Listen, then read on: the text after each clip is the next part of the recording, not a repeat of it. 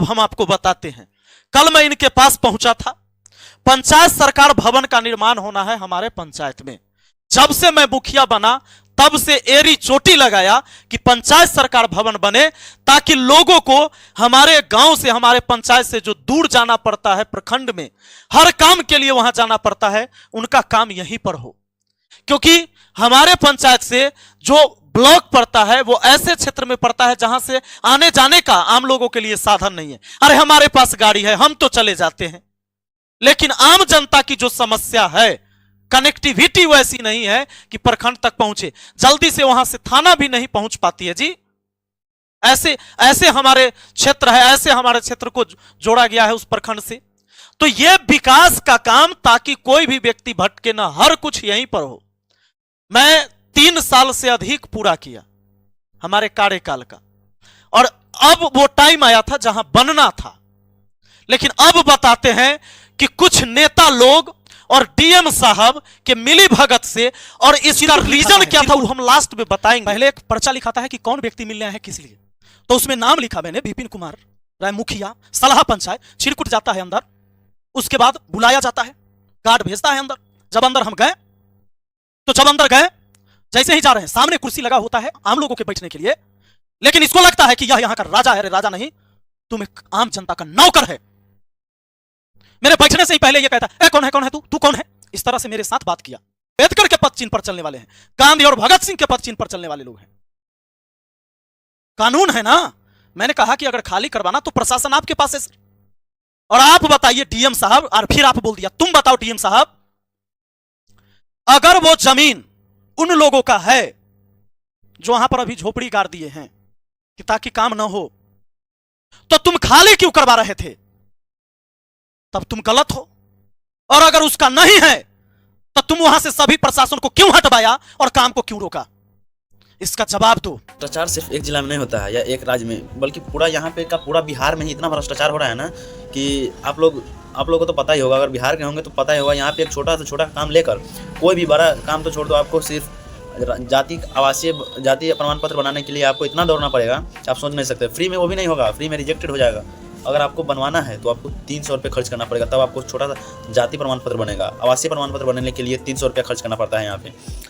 यहाँ कुछ दिन पहले मैंने भी इसके लिए डीएम के पास, अपने जिला के डीएम के पास आवेदन किया था कि हमारे यहाँ पे बहुत ही ज़्यादा पैसे ले रहा है, भ्रष्टाचारी हो रहा है। तो मैं जब लेटर लेके गया था, वो मुझे जब उनके पास ऐसे हम लेटर देने गए तो उसके जो लेता है चिरकुट जो भरता है वही हमको भगा दिया वहाँ से। बोलता है अरे तुम्हारा ऐसे ही है, तुमको ही प्रॉब्लम है, सिर्फ और लोगों को प्रॉब्लम नहीं है, सिर्फ तुम्हें प्रॉब्लम है।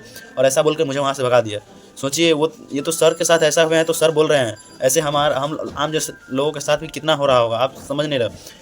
बिहार में आम लोगों का ज़िंदगी कैसा है, कितना भ्रष्टाचार में गुजर रहा है ना, आप लोग सोच भी नहीं सकते हो। पूरा एक छोटा से छोटा काम फ्री में नहीं हो सकता है, पैसे देने ही पड़ेंगे। अगर काम हो करवाना है तो पैसे देने ही पड़ेंगे, नहीं तो जाइए आपका काम नहीं होगा। आप जमा कर दो, कुछ भी कर दो, पेपर जमा कर दोगे किसी भी काम के लिए, आपका काम होने वाला नहीं है।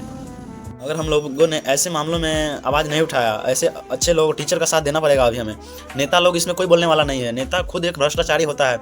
नेता और अधिकारी मिलकर ही तो हमारे राज्य को पूरा खत्म करके लूट चुका हुआ है। अंग्रेजों से ज़्यादा ये नेता और अधिकारी लोग लूट रहा है। अधिकारी लोग बिहार को मतलब पूरा चूस चुका है यार, क्या बोलूँ मैं। पूरा एक काम नहीं होता है और आपको कोई वैल्यू भी नहीं देंगे। छोटे मोटे लोग का क्या ही वैल्यू देगा, जब टीचर है, इतने बड़े लोग हैं, वो नेता थे, मुखिया थे, ईमानदार थे ना, उसकी यही थी कि वो ईमानदार थे इसलिए उनका वैल्यू नहीं दिया। वो अगर वही बेईमान होता उसके में इसके साथ वो जो कहते हैं वो मान लेते तो उसको भी कुछ देकर बात रफा दफा हो जाती, लेकिन वो ईमानदार थे, बस यही उनकी गलती थी। ऐसे लोगों के खिलाफ हमें सख्त आवाज़ उठाना ही चाहिए।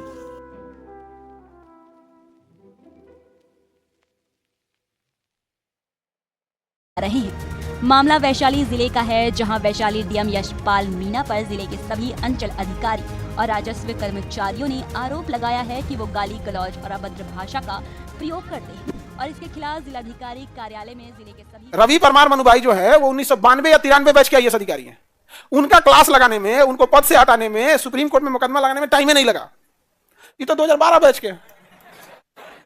गलत चीज नहीं बोलना चाहिए। अभी भी देखो हम क्या कर रहे हैं, भाषा की मर्यादा। आपको काम करना है, काम नहीं किया, हमको इनके पर्सनल जीवन से क्या मतलब है, लेकिन इन्होंने जो काम किया वो ऐसा शोभनीय काम नहीं है, गलत काम है यहाँ पर। और इसको अब सारे लोग आवाज उठाएंगे, इसलिए ताकि सब लोग को समझ में आए कि वो जमाना चला गया कि आप अंग्रेजों के कलेक्टर नहीं रह गए हैं, आप बाबा साहब भीमराव अम्बेडकर के बनाए गए संविधान के कलेक्टर हैं। आपको जिला संभालने के लिए दिया जाता है। आप जिला संभालिए, एक कस्टोडियन बन के उस जिला को संभालिए, आप जिला को मालिक मत समझिए यहां पर। क्योंकि जब संविधान स्टार्ट होता है ना, तो उस पर पहला लाइन होता है हम भारत के लोग, यानी इस भारत का मालिक हम भारत के लोग हैं। उसमें यह भी शामिल है, लेकिन इकलौता ये शामिल नहीं है, 140 करोड़ लोग शामिल हैं, तब जाके देश आगे बढ़ेगा। बिहारी को हल्का में ले रहे थे, ये गड़बड़ी है यहां पर। बिहार, आपकी नजर में हम बिहारी खराब हैं, हम बिहार इतने ही खराब है, कौन बुला रहा है आपको? यू कैन गो रिजाइन, कौन रोका है आपको? और ये सब काम नहीं कीजिए, वरना आपने 1992 बैच वाले से पूछिएगा क्या हाल हो रहा है। अभी वो चाय पीते हैं, फिर कुर्सी पर बैठते हैं, फिर देखो तो कोई और नहीं बोला कुछ, ये हाल हो गया, क्या कहेंगे हम?